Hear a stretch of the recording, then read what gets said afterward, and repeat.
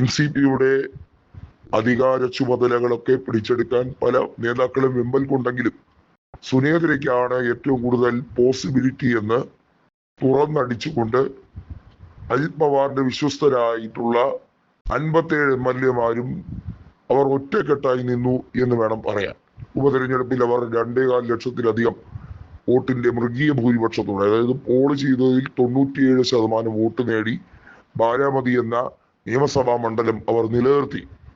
എന്നാൽ ഇപ്പോൾ ആ MLA-മാരിൽ പലരും സുനേത്ര പവാറിനെ തഴയുന്ന അല്ലെങ്കിൽ സുനേത്ര പവാറിന്റെ തെറ്റായ തീരുമാനങ്ങൾക്ക് മുഖം കൊടുക്കാത്ത രീതിയിലേക്ക് പോവുകയാണ്. അതിന് കാരണം ഒന്നാണ്, അജിത് പവാറിന്റെ അമ്മാവനായിട്ടുള്ള ശരത് പവാറിനെ സംബന്ധിച്ചിടത്തോളം അദ്ദേഹം രാഷ്ട്രീയ അധികായനാണ്.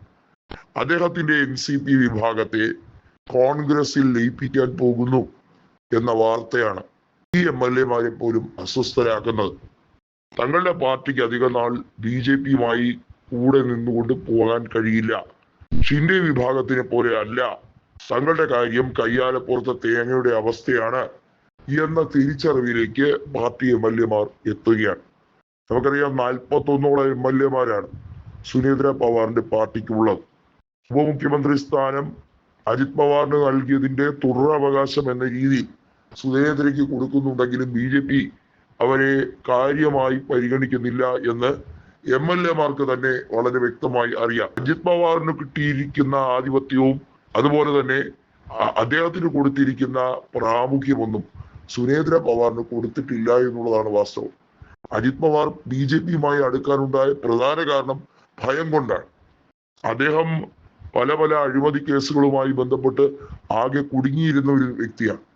അദ്ദേഹത്തിന്റെ മരണം പോലും ദുരൂഹ സാഹചര്യത്തിലാണ് എന്ന വലിയ രീതിയിലുള്ള ഒരു പ്രസ്താവന പല പാർട്ടിക്കാരും പറഞ്ഞു. ഉദ്ധവ് താക്കറെ ഉൾപ്പെടെയുള്ളവർ പറഞ്ഞത് ഈ മരണവുമായി ബന്ധപ്പെട്ട കാര്യത്തിൽ അന്വേഷണം വേണം. ഇത് വലിയ തോതിൽ ദുരൂഹ സാഹചര്യത്തിൽ ഉണ്ടായതാണ്. ഇതൊരു സ്വാഭാവിക മരണമായി കണക്കാക്കാൻ പറ്റില്ല എന്നുള്ളത് ഉൾപ്പെടെ നിയമസഭാ സാമാജികനായ ആദിത്യ താക്കറെ ഉൾപ്പെടെയുള്ളവർ പറഞ്ഞുകൊണ്ടേയിരിക്കുന്ന ഒരു വിഷയമാണ്.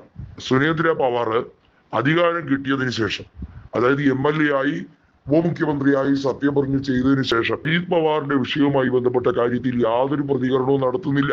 സുനേത്ര പവാറിന് രാഷ്ട്രീയം മത്തുപിടിച്ചതുപോലെയാണ്. അവർക്ക് അധികാരം കിട്ടിയല്ലോ, അത് മതി, ഇനി ഭർത്താവിന്റെ മരണവുമായി ബന്ധപ്പെട്ട കാര്യങ്ങളുടെ സത്യാവസ്ഥ ചെയ്യാൻ നിൽക്കണ്ട എന്ന രീതിയിലേക്കൊക്കെയാണ്. സുനേത്ര പവാറിന്റെ ഈ തീരുമാനം പോലും പല MLA-മാരെയും ചൊടിപ്പിക്കുകയാണ്. അതല്ലെങ്കിൽ പല MLA-മാരും കൃത്യമായി പറയുന്നുണ്ട്, ശരിയായ രീതിയിലല്ല. അജിത് പവാറിന്റെ മരണത്തിൽ ദുരൂഹതയുണ്ടെന്ന് ശരത് പവാർ ആവർത്തിച്ച് പറയുന്നു. ഇതുമായി ബന്ധപ്പെട്ട് സമഗ്രമായ അന്വേഷണം വേണം. താൻ തന്റെ മരുമകനോട് പലപ്പോഴായി പറഞ്ഞു വിലക്കിയിട്ടുണ്ടായിരുന്നു വർഗീയ കക്ഷികളുമായി കൂട്ടുചേരരുതെന്ന്. പലപ്പോഴായി രഹസ്യമായ ബാന്ധവം നടത്തിയതുമായി ബന്ധപ്പെട്ട് ശാസിച്ചിട്ടുണ്ട്. നമുക്കറിയാം, ഫഡ്നാവിസുമായി അജിത് പവാർ മുമ്പും കൂട്ടുകൂടാൻ ശ്രമിച്ചപ്പോൾ അന്ന് മഹാവികാസ് അഘാടി സഖ്യമുണ്ടായതും അജിത് പവാറിനെ പിന്തിരിപ്പിച്ചതും ഒക്കെ നമ്മൾ കണ്ടതാണ്. രാഷ്ട്രീയപരമായി അത് വലിയ കോളിളക്കം ഉണ്ടാക്കിയതാണ്. 2019 നവംബർ മാസത്തിൽ നടന്ന സാഹചര്യം നമ്മൾ ആരും മറന്നിട്ടില്ല.